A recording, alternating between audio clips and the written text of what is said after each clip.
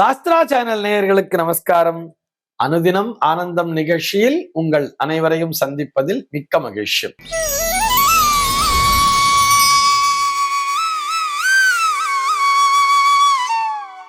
இன்று 29/9/2025 இந்த நாள் குறித்து பஞ்சாங்கம் என்ன சொல்றதுன்னு பார்க்கலாம் வாங்கோ. இன்றைய தினம் விஸ்வாவசு வருடம் புரட்டாசி மாதம் 13ஆம் தேதி திங்கட்கிழமை. திதி பார்த்தோம்னா வளர்பிறை சப்தமி திதி மாலை 4:32 வரைக்கும் இருக்கு. அதனை தொடர்ந்து வளர்பிறை அஷ்டமி திதியானது வந்து விடுகிறது. நட்சத்திரம் பார்த்தோம்னா இன்றைய தினம் மூலம் நட்சத்திரம் நாள் முழுவதுமே வியாபிச்சுருக்கு. ஆக இந்த நாள் முழுவதுமே ஒரு சித்த யோகம் கூடிய நாளாக அமைந்திருக்கிறது. இது போக பஞ்சாங்கத்திலே வரக்கூடிய யோகம் அப்படின்னு சொல்லி பார்த்தோம்னா இன்னைக்கு சௌபாகியம் அப்படிங்கிற ஒரு யோகத்தை கொடுத்திருக்கா. கரணம் பார்த்தோம்னா வணிஜை அப்படிங்கிற ஒரு கரணத்தை கொடுத்திருக்கா. இந்த நாளானது ஒரு கீழ்நோக்கு நாளாக அமைந்திருக்கிறது. இன்னைக்கு என்ன ஸ்பெஷல் அப்படின்னு சொல்லி பார்த்தோம்னா இன்றைய தினத்தினை சுப சப்தமி என்ற பெயரிலே அழைக்கிறார்கள். இந்த நவராத்திரியிலே வரக்கூடிய சப்தமி திதியை சுப சப்தமி என்ற பெயரிலே சொல்வார்கள். இது போக இன்றைய தினம் சரஸ்வதி ஆவாகனம் என்பதை செய்துவிட வேண்டும். கடைசி 3 நாட்கள் நம்ம ஏற்கனவே பார்த்திருக்கோம். இது சரஸ்வதி தேவிக்குரிய நாட்களாக பார்க்கப்படுகிறது.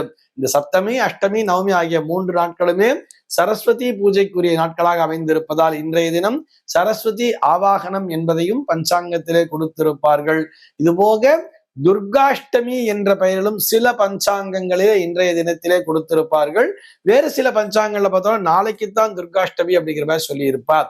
நவராத்திரியை இரவு பொழுதிலே கொண்டாடக்கூடியவர்கள் இது ராத்திரியும் தானே சொல்லியிருக்கா, மாலை நேரத்தை தான் நம்ம கணக்குல எடுத்துக்கணும்னு இருக்கிறவா இன்றைய தினம் மாலை சாயங்காலம் 4:32 அஷ்டமிங்கிறது வந்துடுறதுனாலே அதுவும் நிற்கணித பஞ்சாங்கப்படி நிற்கணித முறைப்படி சப்தமி திதியானது 4:32 முடிஞ்சு அஷ்டமிங்கிறது வந்துடுறதுனாலே இன்றைய தினத்திலேயே துர்காஷ்டமி அப்படிங்கிறத கொடுத்திருப்பார். வேறு சில பஞ்சாங்கங்களிலே நாளைக்குத்தான் துர்காஷ்டமி அப்படிங்கிறத கொடுத்திருக்கா. சென்னையை பொறுத்தவரை இன்றைய தினத்தினுடைய சூரிய உதயம் என்பது காலை 6:01 சூரிய அஸ்தமனம் என்பது மாலை 5:56 சந்திர உதயம் என்பது பகல் 11:51 சந்திர அஸ்தமனம் என்பது இரவு 11:28 சம்பவிக்கிறது. பிரம்ம முகூர்த்தம் பார்த்தோம்னா நாளைய தினம் அதிகாலை 4:24 முதல் காலை 6:01 வரையில் நீடித்திருக்கிறது.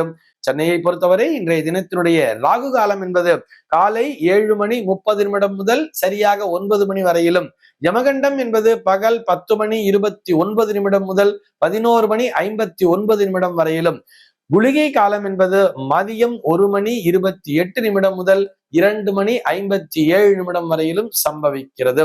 தினாந்தம் பார்த்தோம்னா இன்றைய தினம் இரவு 1:29 கொடுத்திருக்கா. சூலம் பார்த்தோம்னா இன்றைக்கு கிழக்கே சூலம் காலை 9:12 வரையில் அந்த சூல தோஷம் என்பது உண்டு. அதற்குரிய பரிகாரமாக தயிர் அருந்திவிட்டு கிழக்கு திசையை நோக்கி பயணிக்கலாம் அப்படிங்கிறதையும் சொல்லி இருக்கா. இன்றைய தினத்தினுடைய ஆன்மீக தகவலாக நம்ம என்ன பார்க்க போறோம் சொல்லி பார்த்தோம்னா இன்றைக்கு துர்காஷ்டமி ஒரு சில பஞ்சாங்கங்கள் இன்னைக்கு கொடுத்திருக்கா, இன்னும் சில பஞ்சாங்கங்கள் நாளைக்கு கொடுத்திருக்கான்னு பார்த்தோம் இல்லையா. இந்த துர்காஷ்டமியினுடைய சிறப்பம்சம் என்ன அப்படிங்கிறத தான் பார்க்க போறோம். இந்த துர்காஷ்டமியினுடைய சிறப்பம்சத்தை பார்ப்பதற்கு முன்னால் இந்த துர்கா அப்படிங்கிற அந்த வார்த்தை அப்படிங்கிறது எது தெரியுமா குறிக்கிறது? துன்பத்தை போக்குவதுதான் அந்த துர்கா அப்படிங்கிறதையே நம்ம எடுத்துக்கலாம். துர்காங்கிற அந்த பேரை உச்சரித்தாலே நம்முடைய துன்பம் எல்லாம் நீங்கி விடுவான். இதை நான் சொல்லல, வியாச பகவான் சொல்றார். எதுலன்னு பார்த்தோம்னா தேவி பாகவதத்துல சொல்றார். எப்படின்னு சொல்லி பார்த்தோம்னா இந்த துர்காவினுடைய பக்தரை பார்த்த மாத்திரத்திலேயே ஓடுகின்றனவா. என்னெல்லாம் ஓடுறதுன்னு பார்த்தா சர்ப்பங்கள் ஓடி விடுகின்றன, ராட்சசர்கள், பூதங்கள், சத்ருக்கள் மற்றும் ரோகங்கள் இவை அனைத்தையுமே துர்கையினுடைய பக்தனை பார்த்த மாத்திரத்திலேயே ஓடிவிடுகின்றனவாம். அத்தனை துர்தேவதைகளும் அத்தனை தீய சக்திகளும், அதாவது மீண்டும் ஒரு முறை சொல்கிறேன், தேவி பாகவதத்துல வியாச பகவான் என்ன சொல்றாருன்னு பார்த்தோம்னா இந்த ஸ்லோகத்திலேயே அழகா இருக்கும். இந்த ஸ்லோகம் என்ன, அதுக்கான அர்த்தம் என்னன்னு சொல்லி பார்த்தோம்னா சர்ப்பங்கள், ராட்சசர்கள், பூதங்கள், சத்ருக்கள் மற்றும் ரோகங்கள் அனைத்தும் துர்கையினுடைய பக்தனை பார்த்த மாத்திரத்திலேயே ஓடிவிடுகின்றன அப்படின்னு சொல்றார். அதாவது துர்கை அப்படின்னு சொன்னாலே அந்த வார்த்தைக்கு என்ன தெரியுமா அர்த்தம்? அதாவது நம்ம தூ பிளஸ் இர் பிளஸ் கான்னு சொல்றோம். அந்த து அப்படிங்கிறத இத்து பிளஸ் ஊன்னு பிரிக்கிறோம் இல்லையா? அந்த இத்து பிளஸ் ஊ அப்படின்னு பார்க்கும் பொழுது அந்த தகாரம் என்பது அசுர சக்தியை அழைக்குமாம். அதே மாதிரி உகாரம் என்பது விக்னநாசனத்தை குறிக்கிறது. விக்னம்னு சொன்னா தடை, அந்த தடையை நாசம் செய்வது அந்த உகாரம்ங்கிறது. அதே மாதிரி இருன்னு சொல்றோம் இல்லையா? அந்த ரேபம் என்பது ரோக நாசனம், வியாதிகளை நீக்க வல்லதாம். அதே மாதிரி அந்த ககாரம் இக்கு பிளஸ் ஆ அப்படின்னு சொல்லலாம் இல்லையா? அந்த இக்கு அந்த ககாரமானது பாவம் தொலையும் அப்படின்னு சொல்ற அந்த ககாரத்தை உச்சரிக்கும் பொழுது கடைசியாக வரக்கூடிய இக்கு பிளஸ் ஆ அப்படின்னு சொல்றா இல்லையா? அந்த ஆகாரம் என்பது பயத்தினை போக்கும் அப்படின்னு சொல்றார். ஆக இந்த துர்கா என்கின்ற வார்த்தையை உச்சரித்தால் இந்த பயமானது நீங்கும், தடை விக்னநாசனம் என்பது நடக்கும், அசுர சக்தியை அழைத்துவிடும். ஆக எதிர்மறை சக்திகளிலிருந்து விடுபட்டு நாம் ஒரு பலம் பெறக்கூடிய அந்த வார்த்தை தான் அந்த துர்கா அப்படிங்கிறது. அந்த துர்கைக்கு மிகவும் விசேஷமான நாள் இந்த துர்காஷ்டமி. இந்த துர்காஷ்டமி எப்படிலாம் தெரியுமா சொல்லுவா? மகாஷ்டமி என்ற பெயர்களை சொல்லுவார்கள், பெரிய அஷ்டமி, மகா அஷ்டமி என்ற பெயர்களை சொல்லுவார்கள். இது போக வீராஷ்டமி என்ற பெயரிலும் குறிப்பிடுவார்கள். வீரம்னா நமக்கு தெரிந்தானே, ஒரு சக்தி, ஒரு வீரம், ஒரு வேகம் என்பது வருகிறது அல்லவா? ஆக இந்த நாளினை ஒரு வீராஷ்டமி என்ற பெயரிலும் அழைப்பார்கள். அதுவும் கல்கத்தா போன்ற நகர்ல பார்த்தோம்னா இன்றைய தினம் வெகு விமரிசையான முறையிலே அவர்கள் கொண்டாடுவார்கள். இந்த துர்கை பிறந்த நாளே அஷ்டமி திதியில தான் அப்படின்னு சொல்றார். நம்ம எல்லாருக்குமே தெரியுமே, கண்ணன் இங்க பிறக்கிறார், எங்க சிறைச்சாலையில பிறக்கிறார், அங்க கோகுலத்துலதான் யார் பிறக்கிறான்னு பார்த்தா துர்கை பிறக்கிறார். வசுதேவர் போய் இந்த குழந்தைய கொண்டு போய் அங்க வச்சுட்டு அந்த குழந்தைய இங்க தூக்கிட்டு வரார். கம்சன் அந்த குழந்தையை பார்த்து தூக்கி வெட்ட போகும்போது அப்படியே வானத்துல பிறந்து துர்கையா மாறி நின்றுச்சு அப்படிங்கிறதெல்லாம் நம்ம படிச்சிருக்கோம் தானே. ஆக துர்கை பிறந்த திதியே ஒரு அஷ்டமி திதியில தான் அப்படிங்கிறது ஞாபகம் வச்சுக்கணும். இது போக நவ துர்க்கைகளும் ஒன்றிணைந்து வரக்கூடிய நாள் தான் நவதுர்க்கைன்னு சொல்லுவா. இந்த 9 துர்கா தேவிகளினுடைய சுரூபமும் ஒன்றிணைந்து அருள் தரக்கூடிய நாள் தான் இந்த துர்காஷ்டமின்னு சொல்றார். இது என்ன சார் இந்த 9 துர்கை அப்படின்னு சொல்லி பார்த்தோம்னா, சைலபுத்ரி, பிரம்மச்சாரிணி, சந்திரகாந்தா, கூஷ்மாண்டா, ஸ்கந்தமாதா, காத்தியாயனி, காலராத்திரி, மகாகௌரி மற்றும் சித்திதாத்ரி அப்படின்னு சொல்றா. இந்த 9 துர்கைகளும் ஒன்றாக இணைந்து அருள் புரியக்கூடிய நாளாக அமைந்திருக்கிறது.